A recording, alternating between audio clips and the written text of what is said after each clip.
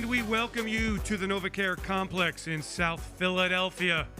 Our look at the Philadelphia Eagles regular season 2020, presented by DraftKings. Hello, everyone. I'm Eagles insider Dave Spadero, along with the great Fran Duffy on an absolutely beautiful Wednesday. And there he is, the new wide receiver sensation, Travis Fulgham. 10 catches, 152 yards, and a touchdown against the Pittsburgh Steelers. And now he returns to Lincoln Financial Field, his first game at the Link. And his parents will be there. We'll have some fans in the stands, Fran. Let's exciting, get some new enthusiasm here for this football team. 1-3-1 Baltimore Ravens coming to town. Let's go, baby. Can you take us through that whole announcement and the whole procedure yesterday? With what? With the announcement for the fans. Yeah. Absolutely. 5,500 fans we estimate will be in. A total of 7,500 fans, including players, coaches, staff, operation people, etc. Season ticket members who have remained in for the 2020 season get the first crack at tickets. And then those who have opted out, and then if there are tickets remaining, they will be made available to the general public. My sense is that there will be no tickets available to the general public, but you never know. And the Eagles excited to get fans in the stands for Sunday, Fran. And look, there was some atmosphere at Heinz Field on Sunday. Felt some energy, at least as it came through the television screen. We're here at the NovaCare Complex watching the action as we are right now. Taking you behind the scenes with Doug Peterson and the Philadelphia Eagles as this football team prepares for a very difficult challenge on Sunday. Lamar Jackson and the Baltimore Ravens, 4-1. A defense that has allowed a league-low 15.2 points per game. They forced a turnover in 18 straight games, longest streak in the NFL. This is going to be another challenge. We all knew it, Fran. This 3-game test at San Fran, at Pittsburgh, home with the Baltimore Ravens would be very trying for the Philadelphia Eagles. It has shown to be that way. Yeah, there's no question about it. When you look at all three of these teams, really, big tests all in their own right. The Eagles so far 1-1 on this swing, but now they come back for the rubber match here against Baltimore. And as I talked about this week on the Eagle Eye in the Sky podcast, fueled by Gatorade, we did a very thorough breakdown of this matchup and the challenges that Baltimore brings on both sides of the football. They've got the most creative run game in the NFL. Their entire offense is built around the quarterback, the reigning MVP, Lamar Jackson. This is going to be an assignment game for the Eagles defensively. Everybody has to do their job to be able to account for everything that they do, because it's not just the quarterback run game, but then it's all the play action passes off that, all the orbit motions and jet sweeps and everything that goes along with that, which we've seen plenty of already here so far this season. So it's a lot on the Eagles' plate so far, certainly for Sunday. Misdirection, and maybe that guy right there will help. Vinny Curry, in a 21-day practice window, has not yet been added to the active roster. Could happen for this week, who knows? But good to see Vinny back on the practice field. Eagles certainly will need to set the edge defensively and try to contain that read option game. I was talking to, on the Eagles Insider podcast the other day, Jerry Sandusky, the voice of the Baltimore Ravens, and he basically said that the running game that the Ravens employ harkens back to the wing T, in a sense. So what's new is old in the NFL. That's right. And Jim Schwartz, for 30 years, has seen a lot of that. And we know the formula to beat the Baltimore Ravens. Get on top. Lamar Jackson is 0-5 when he's faced deficits of 10 points or more. The challenge is getting a lead against a great defense and an offense that really doesn't turn the football over a whole lot. No question. Last week we talked about Pittsburgh, and we said, the highest volume blitzing team in the NFL if you look on a per-game basis. I think Baltimore right now is within 1 percentage point or something like that of the Pittsburgh Steelers. They blitz a whole ton, and they blitz differently. It's a different kind of group with Pittsburgh, because with the Steelers, you knew T.J. Watt's going to line up against Lane Johnson, Bud Dupree's going to line up over Jordan Mailata, and they're going to blitz from different angles and do some different things, but that's kind of how they line up. Baltimore, it's a completely different animal in terms of they line up all their guys everywhere. They rotate a bunch of people in. They're just like the Eagles in that they'll play 8-10 guys in that front seven. With the 3-4 defense, they're mixing and matching personnel. And then in the back end, they blitz corners more than anybody in the league. They blitz safeties more than anybody in the league. It's a huge mental test for Carson Wentz and the offense. Will Parks, Eagles safety, a 21-day practice window. So this is his first practice since training camp. When he's healthy, the Eagles have big plans for him. moving him around. The idea here was that the Eagles would have a bunch of defenseless or positionless players on defense, and that they would show you all of these looks and have 6 defensive backs on the field at times. And maybe, had they been more healthy, maybe a different personnel alignment on Sunday against Pittsburgh, that big 3rd and 8 play. Yes, 100%. Right? Yeah, you know, but remember, Darius Slay, who's not practicing today, still in concussion protocol, wasn't on the field. Parks is hurt. I mean, the Eagles just thin. So you have a mismatch with Nathan Gary in the middle of the field against Chase Claypool, and that turned into be a big problem for the Eagles. So just to get you caught up on some moves the Eagles have made, as you're seeing some faces here. Jordan Mailata, the starting left tackle, with Jason Peters on IR. Okay, so last week, Quez Watkins activated along with Craig James. Both of those guys played in the game against the Steelers. Now we have, Fran, a move yesterday. Graylin Arnold, defensive back, and Casey Toohill, defensive end, 7th-round draft pick. They were waived. I guess we find out today if they are added to the practice squad. Okay? So we're hoping that they can come back to the practice squad. Correct. Will Park's 21-day window for practice begins. And then the protected practice squad players, Jason Kroom, tight end, who was active on Sunday, along with defensive back Elijah Riley. And we'll see about Vinny Curry and see how he gets through the week here and see if he gets added to the game day roster. Yeah, I think that kind of sums it up. It's Okay, crazy. here we are. The transactions on a weekly basis just in this year are just crazy because you got the practice squad protections and guys reverting back, and obviously the short-term injury reserve as well kind of clouds things. But it makes it a lot to follow for sure during the week. And there, I would imagine, as we look back at, get back to Jalen Hurts, if you could, Jalen Hurts will likely be, I would imagine, Lamar Jackson in practice. A pretty reasonable facsimile thereof of his mobility, his ball work. He's tremendous, right? Lamar Jackson with his ability to disguise the football. And so I think that's really going to be the big key for the Eagles defense, right? Recognizing who has the ball. Where is the football? All of these misdirection plays, Fran, have really hurt the Eagles defense.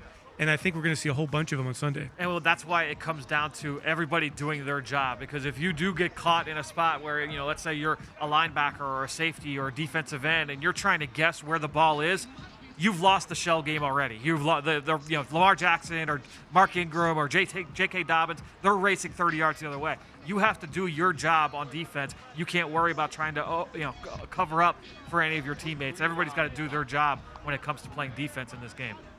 This is our continuing coverage of the Philadelphia Eagles 2020 regular season, presented by DraftKings. We're live from the NovaCare Complex in South Philadelphia. Eagles insider Dave Spadaro, along with Fran Duffy, host of the Eagle Eye in the Sky podcast and the Journey to the Draft podcast, and Deshaun Jackson getting loosened up before practice. Interesting to see what happens at wide receiver, Fran, this week. We kind of expect Deshaun to be ready to go, maybe. Alshon Jeffrey, ready to go, maybe. Travis Fulgham, Alshon is in uniform, on cue. Thank you, Alshon. What do you do at wide receiver now? For me, I'm not putting Travis Fulgham at the back of the rotation.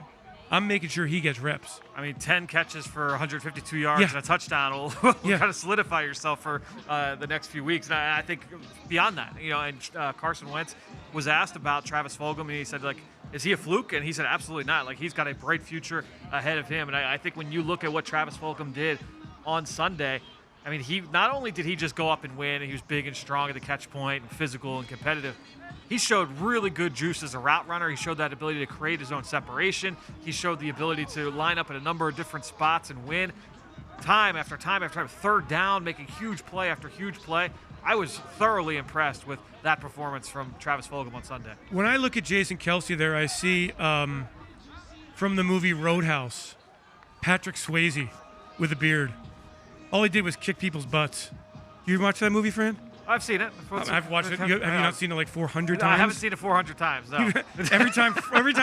Hey, alert, when Dave Spadaro sees that Roadhouse is on TV, I'm watching. That's like Shawshank Redemption is that for me. But there's 10 of them for me. Yeah, there's a few of them. They're all stupid. Oh, boy. It's a Wednesday here. Philadelphia Eagles 1-3-1, only 1/2 game out in the NFC East.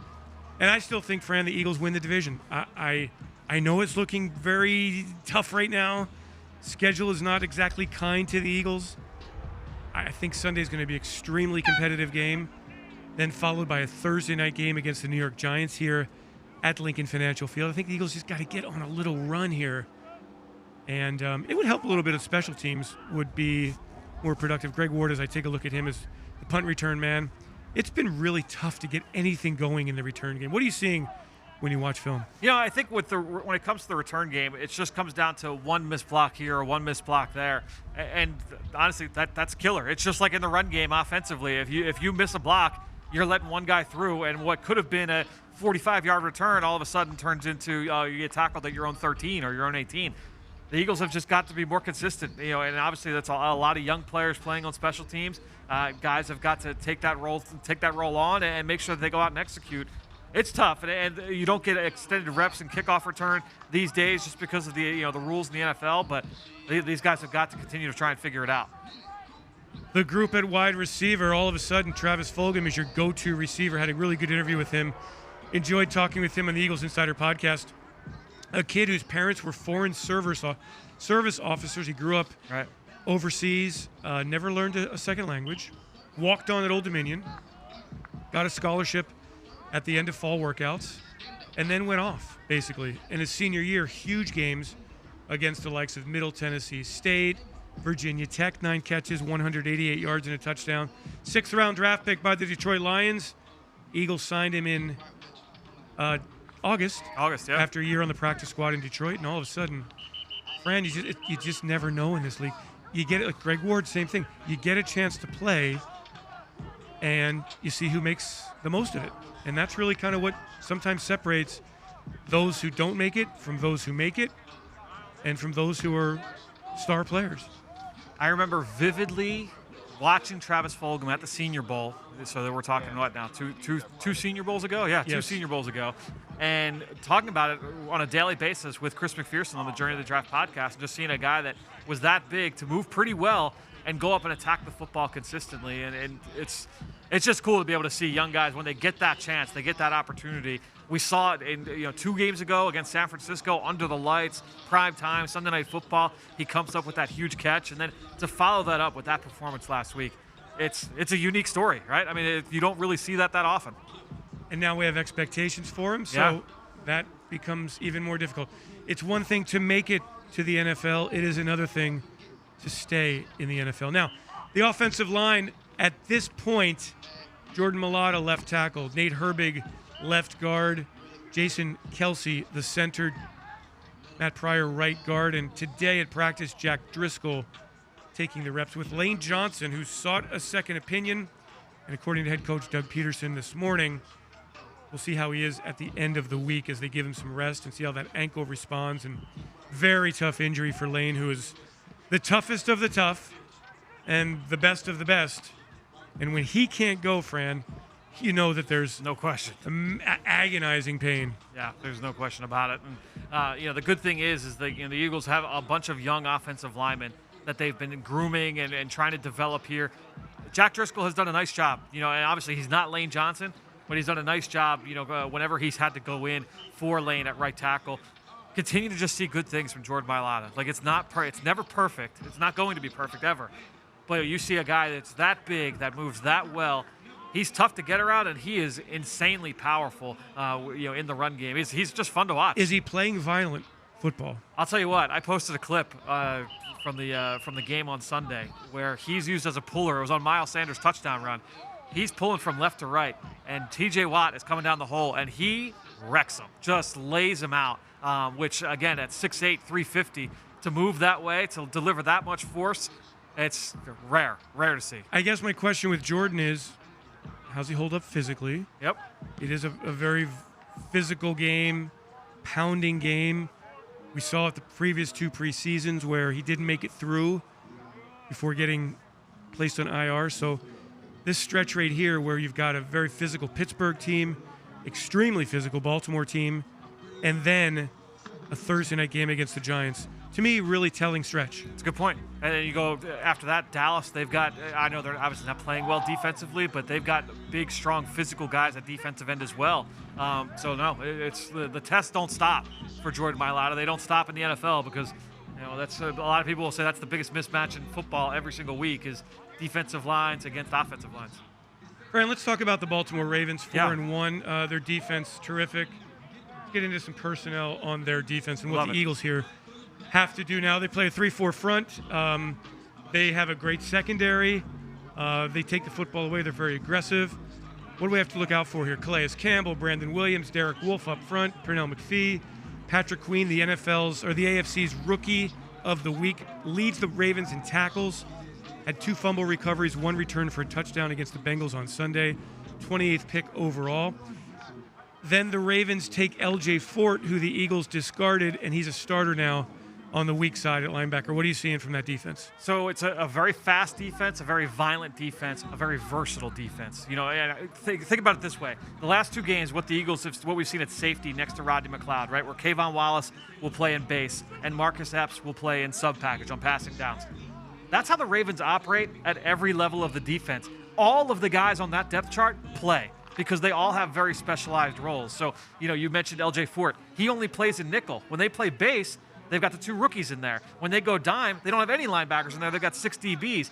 All the defensive backs all play different roles. Marlon Humphrey plays inside, outside. He's probably that best defensive back. They just made him one of the richest corners in the game. You look at that defensive front. I know Calais Campbell is getting up there in age, but he is their most disruptive player. He is a force inside. He lines up outside. You mentioned Pernell McPhee. They've got some guys. Matt Judon is one of the best young pass rushers in the league. He's long. He's explosive. He's really versatile. It's a really good group, Dave. I mean, and they blitz. They do all kinds of stuff to really get after the quarterback, and it's a huge mental challenge. So, you know, you might think that the rush is coming from the right when it's actually coming from the left from a safety that, you know, they're lined up in like Chicago, and you think there's no way that guy's coming, and he ends up getting home. So it's a very fast group. It's a huge test mentally and physically. All right, Fran, they've allowed 15.2 points per game. Which includes the Kansas City game. City, that's what I'm getting. But they only allowed 6 to Cleveland, 16 to Houston. Kansas City scored 34 on them.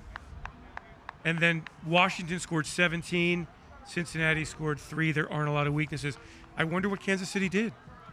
So Kansas City, you know, I think obviously they've got elite talent, right? You got Patrick Mahomes, you got speed all over the field. Speed all over the field. But then defensively, what they did was really interesting. We talked about this on the Eagle Eye in the Sky podcast as well this week. You know, they were just very, very aggressive. And part of that is, I think you kind of know, hey, if this turns into a track meet, we've got Patrick Mahomes and Tyreek Hill and all these guys. We can try and go toe-to-toe offensively. But they were very aggressive and turned up the heat, blitzing from all different angles against Lamar Jackson. I'm intrigued to see what the Eagles decide to do, and if they want to try and get after him and blitz and kind of force the issue, or if they try and play contain and say, all right, we're going to, you know, try and keep you in the pocket and force you to beat us with your arm. How about the idea of a spy? And I'm not sure there's anybody who could really match up with Jackson in that spy role on this defense. Every time he steps on the field, he's the fastest guy on it. It's tough to keep him contained. I remember watching. He ran it was a 50-yard touchdown against the Washington football team a couple weeks ago, where he just takes off down the seam, and and that's the misdirection element. If he gets a step on you, forget it. Like you're not getting it back. So you need everybody to make sure that they are doing their job. Don't over pursue. You have got to stay in your lane in terms of the run defense. This is our continuing coverage of the Philadelphia Eagles 2020 regular season, presented by DraftKings. We're here live at the NovaCare Complex. Eagles insider Dave Spadaro, along with Fran Duffy, giving you an extended look at the Eagles as they get ready for the Baltimore Ravens. On Sunday, we see Duke Riley not practicing out there. Right? That's him next to Coach, I believe. Marcus Epps. I believe so. Does not look like he's practicing either. We know Lane Johnson not practicing. We know, of course, the long list of injured players. Darius Slay. Darius Slay Yep. still out, right? He had a concussion in Sunday's game. So let's hope that this injury report, which continues to lengthen for every team in the league, gets a bit better as this week goes along, because the Eagles are going to need every bit of their roster to win on Sunday. In front of up to 7,500 total people at Lincoln Financial Field, 5,500 to 6,000 fans. Excited to welcome everyone back. We have missed you so much, and if you have any questions about the rules, what you're supposed to do, what you can do, what you can't do, masks are mandatory, no tailgating allowed, etc., please check it out on PhiladelphiaEagles.com. We've got all the information for you. the fan information, Fran, is vital. We want everybody to be in a safe and secure and cooperative environment on Sunday. You can, for example, get concessions. You can use the restrooms, but cashless and socially distanced. Deshaun Jackson looking for his impact here. We haven't seen it, Fran. Have not seen it from Deshaun. Injuries have really marred what we all thought would be a triumphant return to Philadelphia. It started that way in 2019 with that huge game against the Washington then Redskins, 2 touchdowns of 50-plus yards. But a groin injury, a core muscle injury then, and now a hamstring injury have rendered Jackson relatively ineffective, hasn't played. Late in the first half, week 1 against Washington, they tried a couple deep shots with him that were just, the timing was just off, the placement was just off, and then very first play against Cincinnati, what do we see? A play action deep shot to Deshaun Jackson. Perfectly placed ball, exactly where Carson Wentz needed to put it, but Deshaun kind of stumbled out of the break, out of a double move, and obviously the pass fell incomplete. So we have not seen that huge shot play down the field from number 11 and number 10. Hopefully we get to see it soon. Yeah, and I'm interested to see also with the return of Alshon potentially this week, the return of Deshaun potentially this week, what that means for Travis Fulgham, for John Hightower. Wes Watkins had a handful of snaps on Sunday, his first NFL action. If it's me, Fran, I want to keep working those kids. I want to see what those young guys can do. J.J. Arcega-Whiteside had a big catch at the end of the first half. But do you go with J.J., who's got the big body, Alshon, who's got the big body, Travis, who has the big body? They're all kind of the same receivers. I'm not sure you dress all 3 of those players on Sunday. Well, and the thing that makes that interesting, too, is obviously the Eagles still without Dallas Goedert. And so the Eagles have a lot built into this game, into this offense for big-bodied receivers. So maybe if you're not running it out of 2 tight end sets, you can run some of those same plays, except it's with 3 receivers that a couple of them happen to be big-bodied guys. If it's Alshon, if it's JJ, if it's Travis, you can kind of work those guys in. I thought we saw one this week, a really creative play where they kind of designed a nice play for Travis Fulgham. He released right in the middle of the formation, just like you would imagine from a tight end. Yep. I kind of think that you could do some of those things with these big receivers. Fair point. Creativity is at a premium with a roster that has been so taxed from injury already through 5 weeks here in 2020. We're live at the NovaCare Complex, our continuing coverage of the Philadelphia Eagles 2020 regular season, presented by our friends with DraftKings. Dave Spadaro, Fran Duffy with you. Watching a little special teams action. Could use a big return, Fran. Nothing has come from the return game on the punt side and the kickoff side. Dave Phipp knows it. He's tried to work some new personnel in because of all these injuries, and they've sprung a leak or two, and that's all it takes to ruin a play. Even a big play for like a punt block or a field goal block would be huge. Something too. to turn. Well, in this game, look, that's how the Eagles beat the Niners, right? Right. Alex Singleton, 3 takeaways. Singleton returns 1 for a touchdown. Those are the kinds of plays you need. Good to see Avonte Maddox running around on the field, loosening up. Yep. When is he eligible to come back? When did he go back on? He was. I think so many guys. I think it might be next week when he's eligible to. Or no, he would be if he's out there. Well, he could just be out there stretching. He might not be. The practice window is probably not open for him. Eagles also adding he's offensive tackle Brett Toth off of waivers from the Arizona Cardinals. Toth. I believe so. Army guy. Eagles guy, had him celebrated a signing a few years ago. Yeah. Very athletic guy.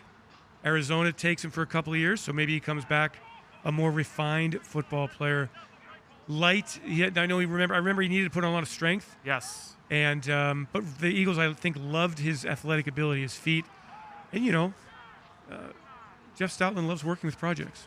2 Army cadets on the 53 or on this football team That's right correct. now with Elijah Riley as the other one. Let's see, where did looking on the transactions here? When did Avonte Maddox go down? Actually, he's not on. Is he on IR? He's on IR. It's a good question. It's so hard to keep up with all the transactions because that's what with the short-term injured reserve rule this year. It's tough to kind of keep track, and it was a great decision by the NFL to do this because it gave teams so much more flexibility. They had the foresight to realize, look, with the short, unique offseason, injuries are going to be up all across the NFL. So you have to give teams the ability to kind of manage their roster without just ending the seasons for guys because they're going to have 4-week hamstring injuries. Avonte is not on IR. All right, so he's practicing. Yeah, so he's working his way back to practice, which is great. Tough matchup with his size, but boy, the Eagles are just. And again, Will Parks. I mean, when he comes back, and I guess we'll see him perhaps on, we hope, maybe on Sunday or the following Thursday. Kayvon Wallace not practicing today, obviously. What kind of role will Will Parks have? For fans who don't know his game, played in Denver for 4 years, signed a 1-year deal with the Eagles in free agency, coming back to Philadelphia. We expect to see him kind of moving around the secondary in a lot of different roles. Yeah, and so it gets a little bit more refined if Jalen Mills stays at corner if Avonte Maddox is still hurt. If Jalen Mills and Will Parks are both at the safety position, I think then when you go back to the things we talked about all offseason long, where you're going to see all these guys line up at different spots. If Jalen Mills remains at corner while Maddox is hurt and Will Parks comes back in, I think what you then see is that Will Parks becomes the safety opposite McLeod. Correct. Right. And you see less of Kayvon Wallace and less of Marcus Epps. How has Kayvon played? He's done a nice job. He's only playing in their base package, which he played more against San Francisco than he did this past week against Pittsburgh. But he's done a nice job. He'll come down to he's made a couple nice tackles in each of these games. You see him, the physicality in the run game is certainly there, and he's still really the big leap for the safeties coming from college to the NFL is in the pass game. Just getting used to all the different route concepts, all the different rules and coverage. It can be very complicated, and so for a safety to make sure you get everybody lined up, that's why those young guys usually take a little bit of time to get themselves acclimated. I thought Carson Wentz played better on Sunday. And by the way, I felt the interception, Zach Ertz bumped off his route. Clear penalty, right? Like, why was that not a penalty? Any doubt there? Am I being a homer? It's one of those tough ones where you probably argue with incidental contact and say like, what are you going to do? The refs. I mean, Am I being too much of a homer here, Fran? Tell me honestly. There were questionable plays both sides in that game. Well, I'm not saying that. I thought the referees were terrible. No, that's what I mean. It was a rough day on Sunday for those guys. But am I being a homer? I thought it should have been a penalty. I would say homerish. Travis Fulgham with a great catch over the shoulder. Yeah, Vinny's excited. Get excited, Vinny. That's what he brings every day. Yeah. Veteran experience, has seen plenty of the likes of what Baltimore is going to bring to the table on Sunday. So Vinny could be one of those underrated additions to the roster. Yeah. The D-line has looked really good the last few weeks. Let's take a look at Deshaun here moving around. Let's go back to the wide receivers. Give me Deshaun. I want Deshaun. There we go. Thank you. Alshon Ray Doyle, our producer. Thank you. So we got here. Okay. You can never tell with Deshaun in practice until he turns it on. Right. That's the thing. And he goes from 0 to 60. He goes from about 0 to 75 in no time. That's true. That's fair. There's Travis. Yep. Josh Sweat. Trying to think, I'm looking at the wide receiver still. Have you seen Travis Fulgham drop a pass? No. I don't remember a whole lot of him in training camp. I can't. None come to mind. I remember thinking, who's Travis Fulgham, and why are the Eagles signing him? And here we go. Big kid, Old Dominion, was really productive his final year. Went to the Senior Bowl, had a nice week down there. Yeah, it's an awesome story. Awesome story. He's the highlight story of this 1-3-1 start for sure. There's Alshon Jeffrey, who seemed to be on track last week to play in Pittsburgh. Illness late in the week. So we are excited with the possibility that Alshon will be ready to go against Baltimore. Eagles offense can use every bit of help. Struggling to score points, although a lot of improvement, 29 points against the Steelers, Fran. I liked a lot of the things I saw. Love the big run. Although the run game, Fran. That's what I was just going to say. I mean, boy, oh boy, they had one run and then nothing. They got to be able to get the run game going for sure. And what's happening in the run game?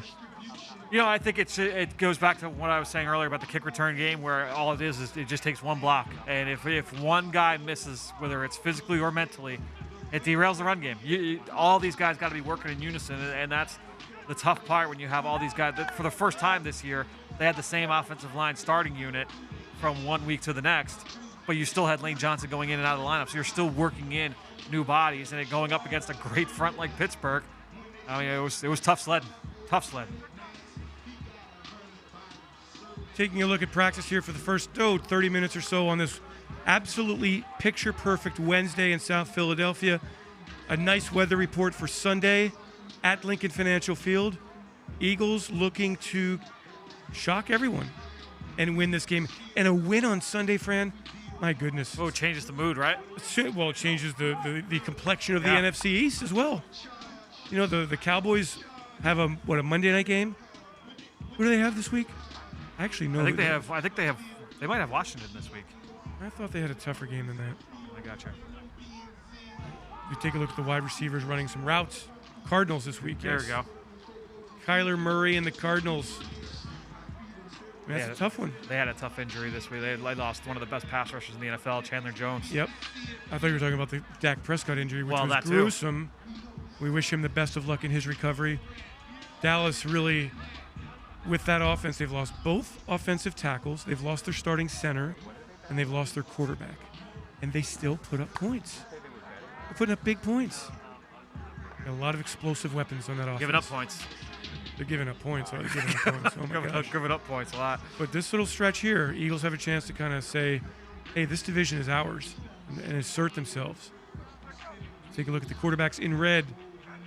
It's a big stretch coming up, too, after this Ravens game, because you've got division games coming up. This year, more than ever, it's going to be very, very important. Fran, the formula to win the NFC East is to win the 5 remaining NFC East games. Yeah. And then... Honestly, that might do it. That might do it. 6-9-1 is not going to do it. There's no way. There's no way. We'll There's see. No way. I'm saying that. I'm smiling behind my mask.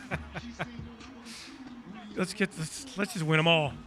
Let's just win one at a time and win them all. Carson Wentz, 9 interceptions, Fran. So unusual for him. But I love his demeanor. His attitude's been great. He's continuing to work hard, staying positive. Just don't force the football. And the 2 interceptions on Sunday, one was a punt, and one was when Ertz was illegally fouled. Right, yeah. Whatever, okay? yeah. I don't care what you say. And that's the thing. It's like, the interceptions are unfortunate, but it's the same thing as you say defensively, with turnovers. Like, at some point, the positive progression goes back the other way, and some of these tough ones that he's suffered over the last couple of weeks that you wouldn't say, oh, they're on Carson. They'll go the other way, just like they have for most of his career. Zach Ertz, 11 targets, 5 catches, 15 yards the last 2 weeks. Eagles need to find a way to get him more involved in the pass game. Will be tough against a Baltimore Ravens team that certainly is going to focus on his skills. Frank, great drill here, running back drill. Run low, run behind your pads, stay balanced, change direction. So the reason why pad level is so important for running backs, you're giving defensive players a small target to hit. You're also more likely to be running with your body weight leaning forward, so you're going to try and run through contact. And also just a more balanced position. Think about it when you're playing defense in basketball, you're playing baseball, you're playing infield. They say get into an athletic position.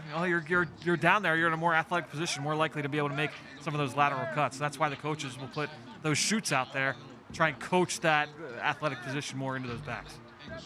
Eagles need more from the run game beyond Miles Sanders. Boston Scott has been quiet. Corey Clement has been quiet.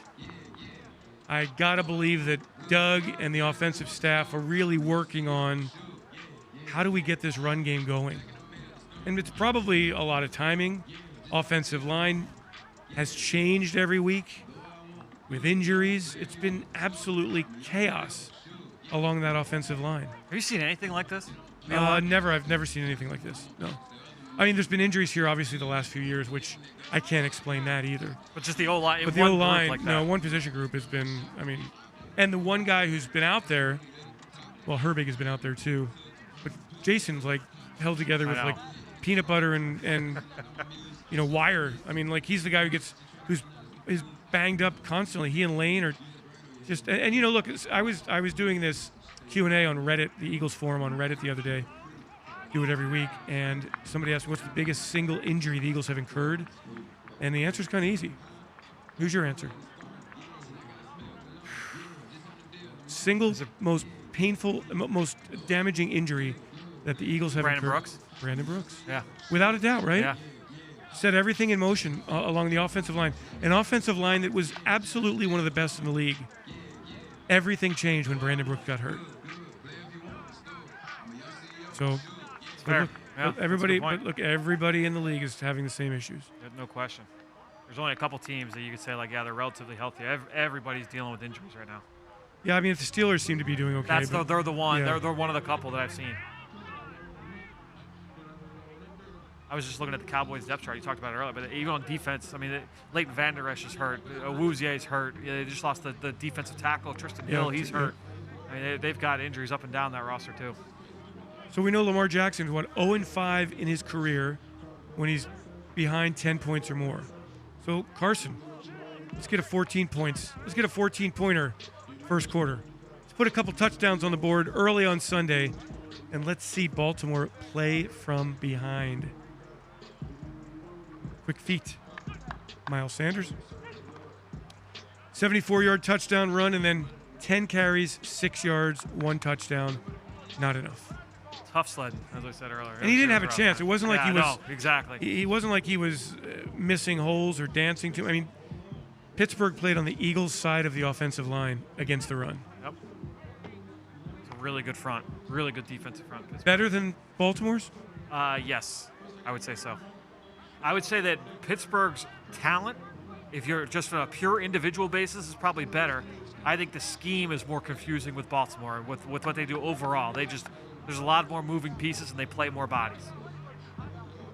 And if you're Baltimore, you're trying to take away Travis Fulgham, who's become a factor, no doubt. You're taking away Ertz. You're taking away Sanders in the passing game, Fran. That's interesting. I really thought Miles would be a bigger part of the passing game. Carson missed him a couple of times.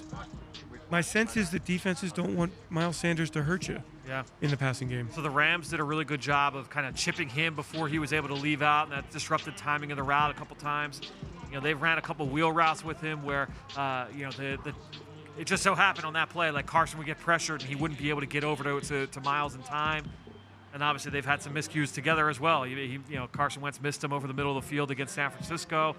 He missed him once in this game. Obviously the one vertical route against Cincinnati. They just haven't been able to get on the same page. Save that 128-yarder against San Francisco. That set up points in the first half. That was a big play. Greg Ward doing what he does. Fine routes. Catches everything. Tough player. Durable. Good slot receiver. Offensive line. Choreographed dancing with Jeff Stoutland, Roy Istvan as the offensive line coaches. Connor Barwin's been working with that group as well throughout this 2020 season. You might be at home saying, why is Connor Barwin working with the offensive line? Typically for guys that are getting into coaching, they might work with their position group on the side, and I'm sure Connor Barwin is working with defensive line, off to the side, but they're going to try and cross-train them at another position on the opposite side of the ball, just to kind of get them working on, get their creative juices flowing a little bit and get them schooled up on the other side. Is Deshaun Jackson back? And what would that mean for Travis Fulgham? Many questions to be answered on Sunday. But the bottom line, that kid right there has earned playing time. He has been the find for the Eagles pro personnel department. Outstanding addition and a great coaching job from Aaron Moorhead. And a great job from Travis Fulgham to take advantage of an opportunity. Aaron Moorhead, my guest this week on Eagles Game Plan. He jumped on to break down some film. We broke down a Travis Fulgham catch. We broke down a couple other touchdowns from the game as well. So make sure you go tune in to Eagles Game Plan later this week. It'll be on PhiladelphiaEagles.com on Friday. What was your favorite Fulgham catch from Sunday? I don't remember. I don't know. There was the one. There were a couple that were just outstanding. He went up. Plays. He went up in traffic. He used his body really well. It was just just an open target. He and Carson have done a great job getting on the same page. Yeah, no question. And Carson seems very confident throwing him the football, which you don't see often. Wes Watkins there. You don't see often with a young receiver and a quarterback.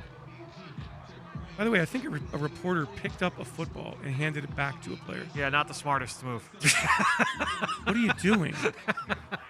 There's Aaron Moorhead right there, working with Alshon.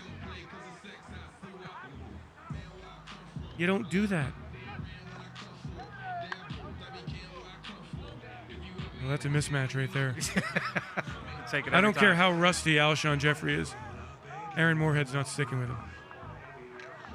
Long recovery for Alshon, who in his last real full game with the Eagles, 9 catches against the Miami Dolphins, 100+ yards, a touchdown in that December 1st loss in Miami last year. So it's been a long time coming, and hopefully we'll see Alshon Jeffrey on Sunday. And we'll see you on Sunday with our full coverage of the Eagles and the Baltimore Ravens. Our kickoff show presented by Exalta begins at 12:15, and then we got the postgame show presented by Rico live from Lincoln Financial Field after the Eagles shock the world and beat the Baltimore Ravens. We thank you for joining us on this Wednesday here, our continuing coverage of the Philadelphia Eagles 2020 regular season presented by DraftKings. For Fran Duffy, I'm Dave Spadaro. Thanks, everyone, for joining. Have yourselves a great Eagles day, and fly, Eagles, fly.